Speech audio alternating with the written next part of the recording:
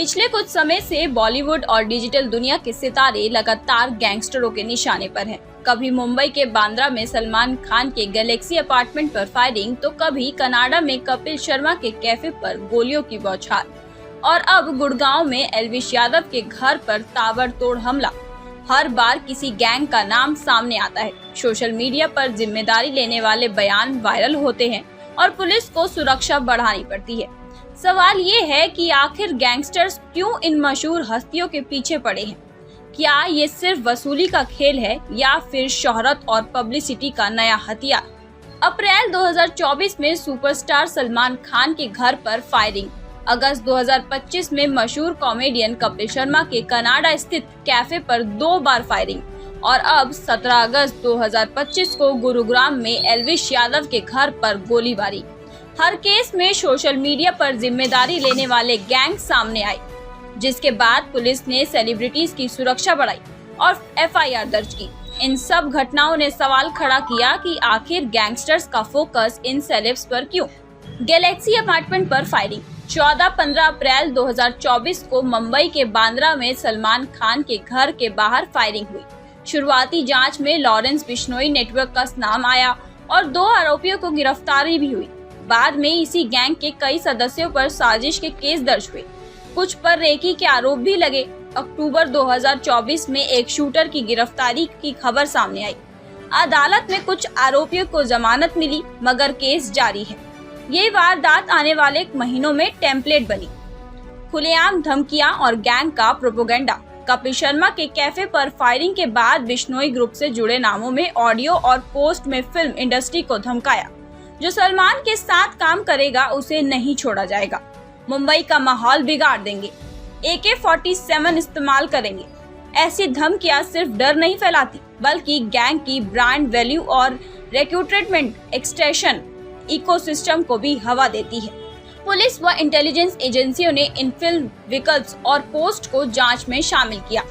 Canada में कपिल शर्मा के cafe पर फायरिंग जुलाई-अगस्त 2025 में कनाडा के सरे शहर में मौजूद कपिल शर्मा के कैफे पर 1 महीने में 2 बार गोलियां चली। किसी के घायल होने की खबर नहीं है, लेकिन सोशल मीडिया पोस्ट में मुंबई में अगला निशाना होने की धमकी आई।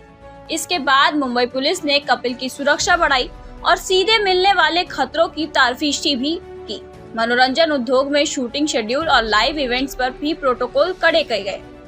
एल्विश यादव के घर पर ताबड़तोड़ फायरिंग ताजा मामला 17 अगस्त 2025 का है, जब गुड़गांव के सेक्टर 57 में एल्विश यादव के घर पर एक बाइक सवार बदमाशों ने 10 से 24 से अधिक राउंड फायरिंग की।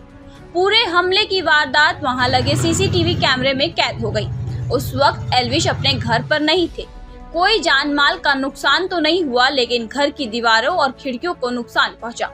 एक गैंग ने सोशल मीडिया पर इस हमले की जिम्मेदारी लेने का दावा किया और इसके पीछे बेटिंग ऐप प्रमोशन जैसा आरोप लगाया। पुलिस ने FIR दर्ज कर ली है और दावों की जांच पड़ताल चल रही है। लॉरेंस गैंग का आतंक। कुख्यात गैंगस्टर लॉरेंस बिश्नोई की गैंग का नाम इन हमलों में बार बार सामने आ रहा है। ये गैंग न केवल सलमान खान बल्कि उनके करीबी लोगों को भी टारगेट कर रहा है। गैंग का मकसद डर फैलाना और फिरौती वसूल बताया जा रहा है। बिश्नोई गैंग की पहुंच भारत के साथ साथ कनाडा तक है, जहां पंजाबी कलाकारों पर हमले बढ़ रहे हैं। पंजाबी कलाकारों पर बढ़ते हमले। पंजाबी म्यूजिक इंडस्ट्रीज के सुपरस्टार सिद्धू मूसेवाला की 2022 में हत्या ने पूरे देश को झकझोर दिया था। उनकी कार पर करीब 2 दर्जन गोलियां दागी गई थी, जिसके पीछे भी लॉरेंस बिश्नोई गैंग का नाम आया था। सितंबर 2024 में पंजाबी गायक AP ढिल्लों में कनाडा स्थित घर के बाहर फायरिंग हुई, जिसकी जिम्मेदारी इसी गैंग के रोहित गोदारा ने ली। इन हमलों का मकसद सलमान खान के करीबियों को डराना माना जा रहा है। क्या कहता है पैटर्न? सेलिब्रिटीज पर गोलीबारी या धमकी की हाई विजिबिलिटी वारदातों किसी भी गैंग के लिए PR और प्रचार का काम करती है।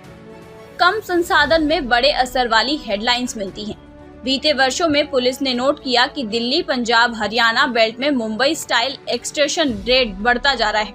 बड़े नाम का टारगेट कर छोटे और मध्यम कारोबारियों पर दबाव बनाया जाता है। पुरानी मुंबई और अंडरवर्ल्ड प्लेबुक का ये अपडेटेड वर्जन है, जहां सोशल मीडिया एम्पलीफायर बन गया है।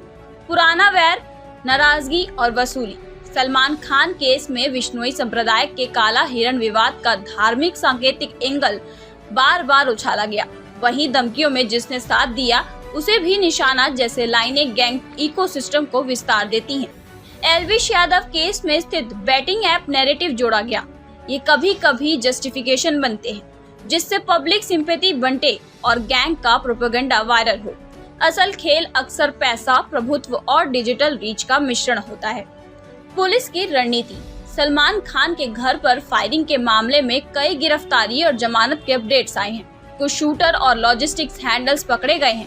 कपिल शर्मा केस में मुंबई पुलिस ने लोकल काउंटर मेजर्स और कोऑर्डिनेशन मजबूत किया, जबकि कनाडा में अलग जांच चल रही है। एल्विश यादव के केस में गुड़गांव पुलिस ने आईपीसी और आर्म्स एक्ट में एफआईआर दर्ज कर सीसीटीवी, लॉजिस्टिक्स और साइबर ट्रेसिंग पर फोकस किया है। सेलिब्रिटीज के लिए खतरे का आकलन के आधार पर सुरक्षा और यात्रा पलायन में बदलाव किया है।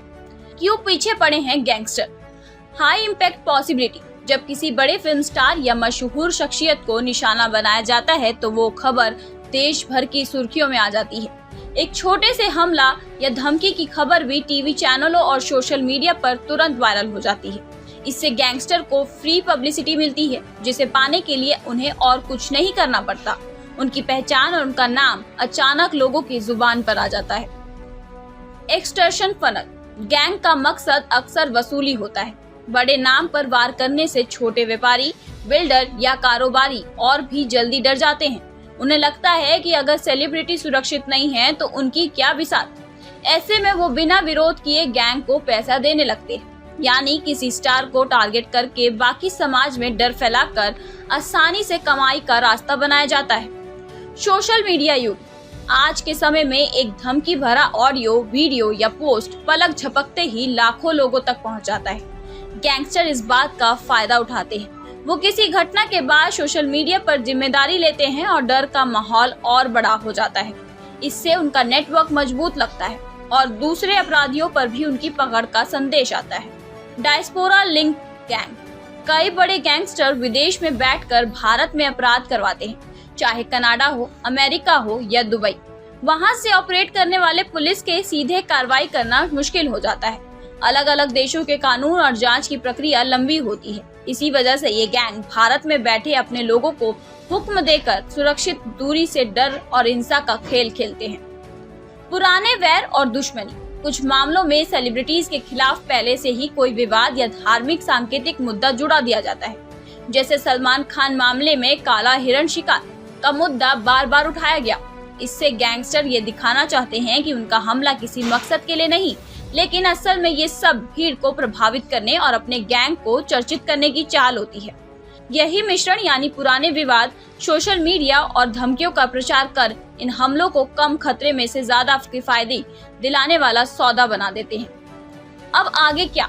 मनोरंजन जगत के लिए मानक खतरों के लिए SOP, मसलन स्थानों की रैंकी प्रूफिंग, यात्रा route observation, live event anti protocol और डिजिटल मॉनिटरिंग जरूरी है। सोशल मीडिया प्लेटफॉर्म को धमकी कंटेंट पर तेज टेकन डाउन और कानून प्रवर्तन एजेंसी को डेटा एक्सेस में तेजी लानी होगी। फैंस के लिए भी डोंट एम्पलीफाई और धमकी को रिपोर्ट किया जाना चाहिए। ये तरीका गैंग प्रोपेगेंडा की रीच इकोनॉमी तोड़ सकता है।